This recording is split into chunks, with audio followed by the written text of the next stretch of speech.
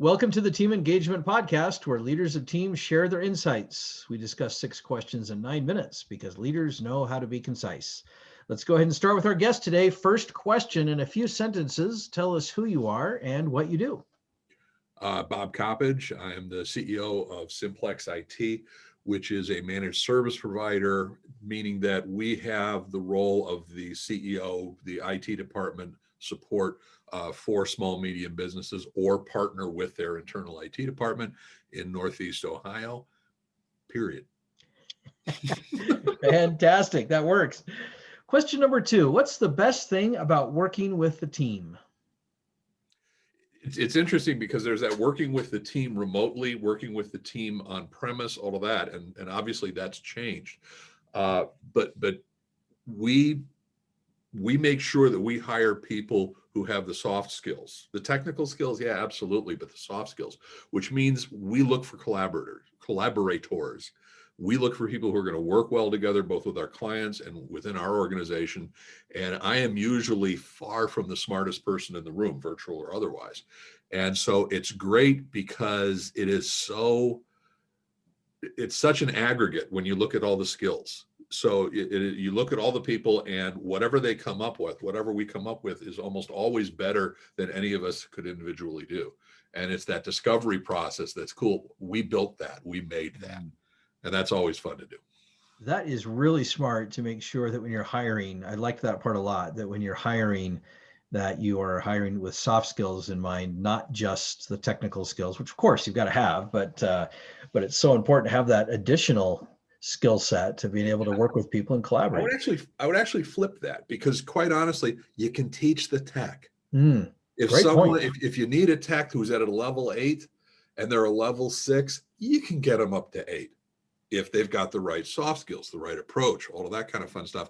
Whereas if you've got somebody who's got the people skills of a 6, but you want to get them up to an 8, that's a lot tougher and usually involves therapy. That's true. Well, that's great. That's a great comment. Question number 3. I hear from other leaders of teams that it can be a challenge to get team members engaged. Tell us your thoughts. First of all, I think engagement is one of those things where we try to do that overnight. And that never changes. And one of the comments I often use with my team and with my group and with other people is this evolutionary or revolutionary? And almost always, from my perspective, I want evolution. I don't want revolution. Because if you think about it from the standpoint of anytime you try to create significant change within an organization or within a family or within yourself or whatever, the harder the turn, the more friction you're going to create. And friction is wasted energy. It's heat, it's excess, all that kind of thing. It's not productive. And I've seen too many issues where organizations simply think that they have to change immediately and quickly, or else we're all doomed. That's usually not the case. And so one of the things that we do is we basically sit back and we go through, we're big believers in the entrepreneurial operating system, or EOS system. There's others out there as well. But so we can basically say, I know what we're trying to do this year, because I know what we're trying to do in the next 5 years. In order to do that, we got to do this year. In order to do that, we got to do this quarter. So we can always be looking at those nudges and those changes. And also we communicate a lot to employees as far as why we're trying to do these things, which is often not communicated effectively within organizations. Why does it make sense for this company to do this particular action or strategy now? Because once they understand the why, they can actually join in and come up with different approaches to it that we may not have understood, getting back to the previous question.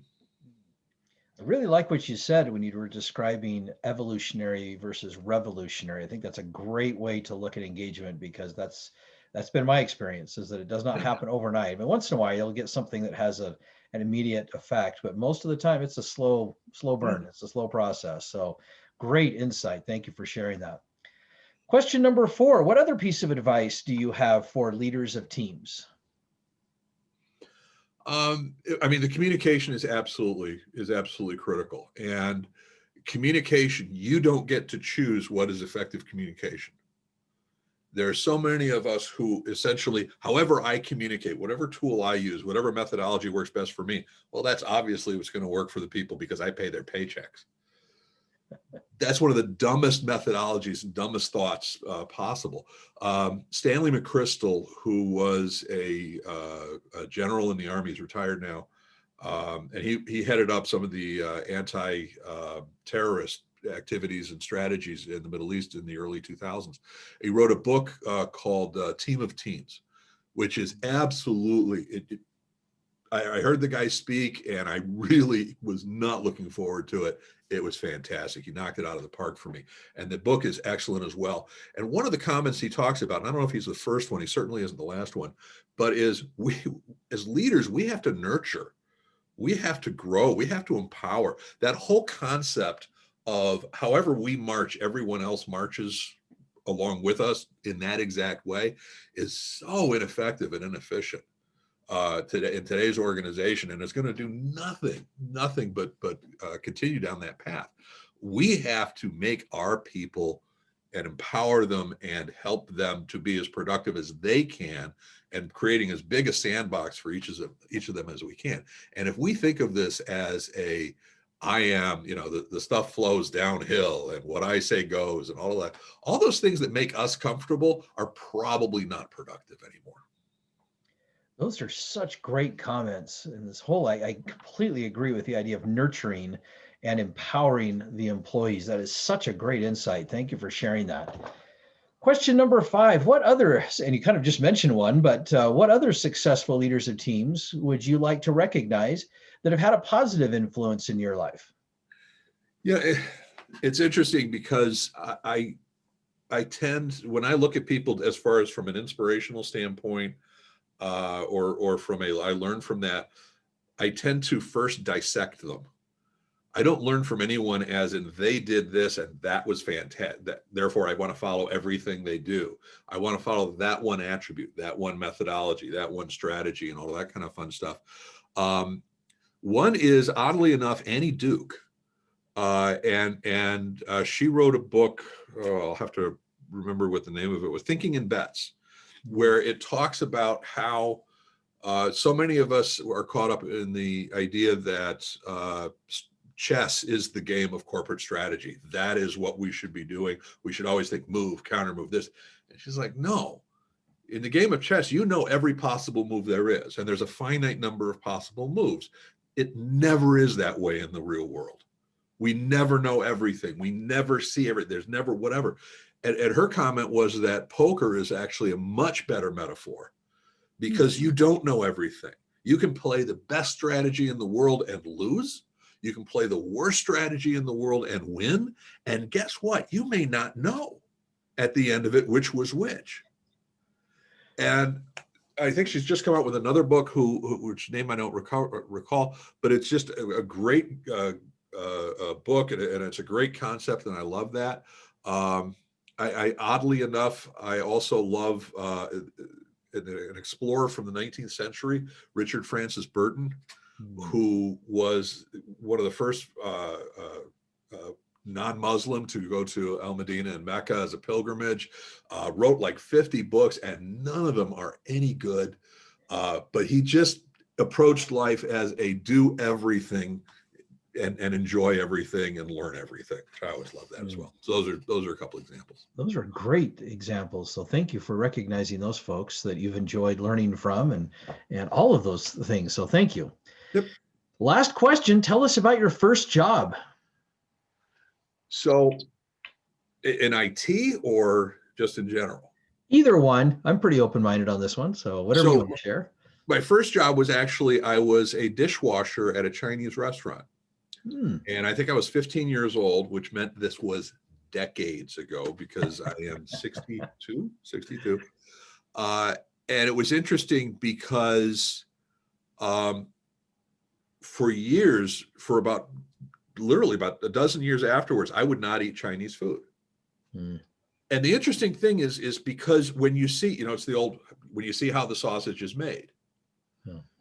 And throughout my life, I have often found myself in situations where you look at something and you go, magic is done here, or something unique, or something incredible, or something whatever. And then you peel back the layers and you see how it's really done. And it's like, wow. Yeah, that's it. That's it. And I'm never going to touch that again, or I'm never going to do that again. And one of the things, and this sounds weird, one of the things that's left me with is what I call the circle of idiots. And we are all idiots. We are all completely incapable of doing certain things. I cannot fix a car. I cannot do power tools. I cannot make anything green grow that you want to grow. And I can't keep anything green from growing that you don't want to grow. I mean, those are just completely outside of my wheelhouse. I am complete idiots, all that kind of fun stuff. And I am in a service industry where we have to deal with users who are concerned that they're going to come off as stupid, that they're going to come off as idiots. So my industry is somewhat dependent upon them being idiots, because if they weren't, I wouldn't have a job. Right. And if I wasn't an idiot on cars, mechanics wouldn't have a job. If I weren't an idiot on lawn care professionals. And it's one of those where in the service industry, I think we often, this actually came out as a result of being a dishwasher. So careful what you ask for or about. But it's one of those where we should embrace, I hate to say we should embrace the idiots, because that is us. But we have to embrace the fact that our clients can't be as perfect as we want them to be. On a certain level, be grateful of that fact, because we want them, that's how they become clients and customers, but also try to guide them so that in spite of that, they can still be incredibly productive in what they're doing. They can still help their clients, their idiots, so that they can do, and then that circle goes on and on and on. I like the circle of idiots, because you're right. We all have our deficiencies or weaknesses, whatever you want to call them. Yeah. And we need to be able to rely on other people to help. That's Yeah. the whole concept behind teams. And that's a great way to look at it. Well, Bob, thank you so much for being on the podcast today. How can people find you? You can find me either on LinkedIn, which is RL Coppedge, Coppedge. And I post a daily video every business day, 1 to 2 minute video of something similar to eke out of my brain. Or you can reach me at bob@simplex-it.com. Fantastic. This is Sean Richards with the Team Engagement Podcast, where leaders of teams share their insights. For more ideas, you can go to teamengagementpodcast.com and download our engagement booster tip sheet. That's teamengagementpodcast.com. We thank you for joining us today, and have a great day.